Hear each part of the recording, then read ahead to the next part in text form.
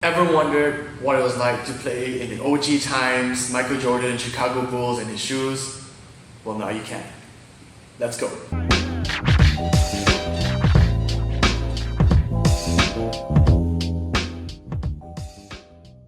What's up, guys?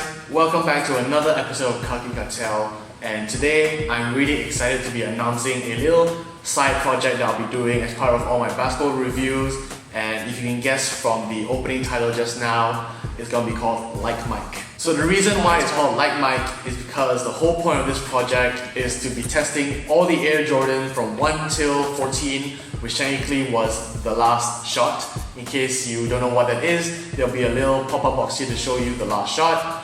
And I just figured it'll be fun and sort of a little throwback to the OG shoes for all the retro ballers out there to see what it's like to play in all the original sort of Air Jordan. So I'll be playing and testing all the Air Jordan from the Air Jordan 1 up till the Air Jordan 14. And I'm really excited to be testing all the OG Air Jordans, especially the early ones from the Air Jordan 1 through to 5.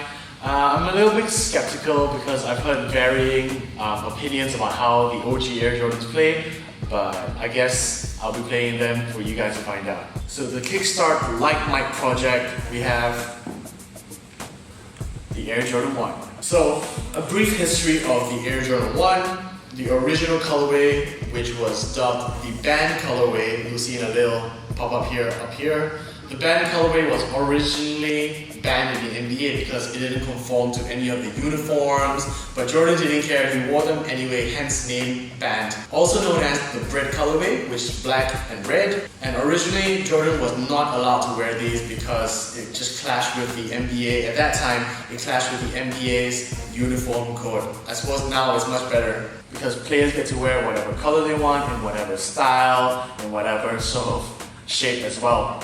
But a little less known fact is that Michael Jordan didn't actually start playing in the Air Jordan 1 to start his rookie career. He was actually playing in a Nike team model called the Nike Airship. That was a shoe that was actually banned, and Nike sort of used it as a marketing tactic, I suppose, to really market Michael Jordan's first signature shoe, the Air Jordan 1. So nowadays, everybody sort of wears the Air Jordan 1 casually, but in this review, I'm going to be telling you guys how they perform on court. So the Air Jordan 1 that I'm testing is my Black Friday colorway, and I will not play in my OG colorways like the Chicago Royals or the Breads. So these are the ones that I can actually beat up, plus they're black, so they're pretty good to play in. Aesthetically, nothing really much to talk about the Air Jordan 1. It was honestly the first of its kind. It was a high cut from Michael Jordan with Nike's Brannon here. They got the original Wings logo here.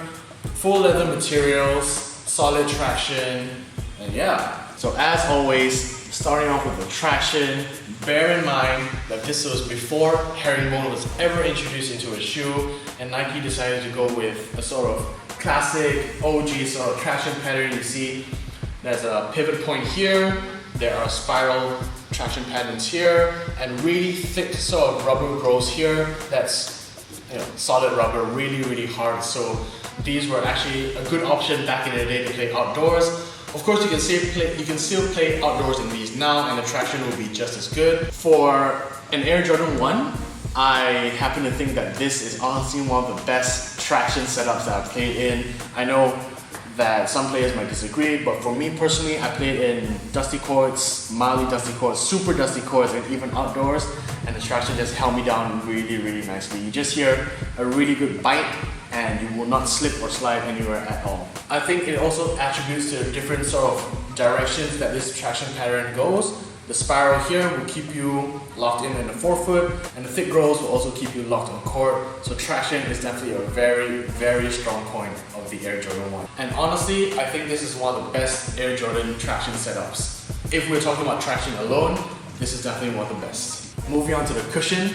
If you've ever worn a pair of Air Jordan 1s, you'll know that this shoe has zero to no cushioning at all.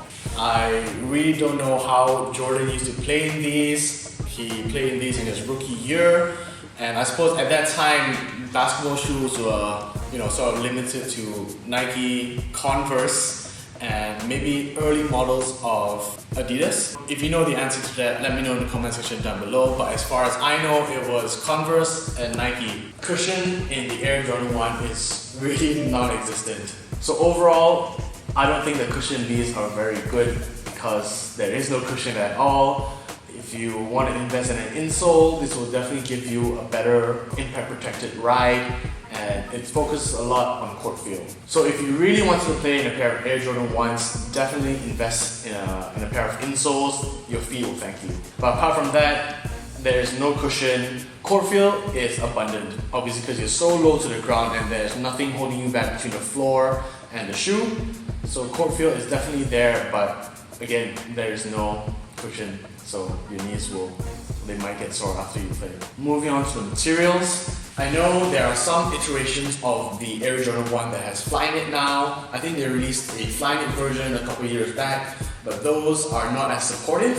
So traditional Air Jordan 1s have full-length leather, which feels really, really nice. So this is sort of reminiscent of the OG materials where it was full-length leather, it will conform around your foot. After you're broken, it'll be nice and soft and comfortable. Shoes should definitely try and get this right. I think in nowadays, basketball shoes should either be full-length knit or premium leather materials. Definitely very, very comfortable once you break them in and play in them more. Overall, I'd say the materials on the Air Jordan 1, most Air Jordan 1s are pretty good. The only issue with these materials is that your feet will get really hot really quickly, so bear in mind. Moving on to the support and lockdown, the Air Jordan 1 features a high-cut construction here, obviously because back in the day it was always the myth, or rather people believed that if it wasn't a high cut it wouldn't be a basketball shoe. If Jordan could rock these in those times, I'm sure they're pretty playable right now. And in terms of support and lockdown, I feel that this shoe does its job. It's adequate. It's nothing too fancy, you know, with today's technology where you have padded ankle collars here.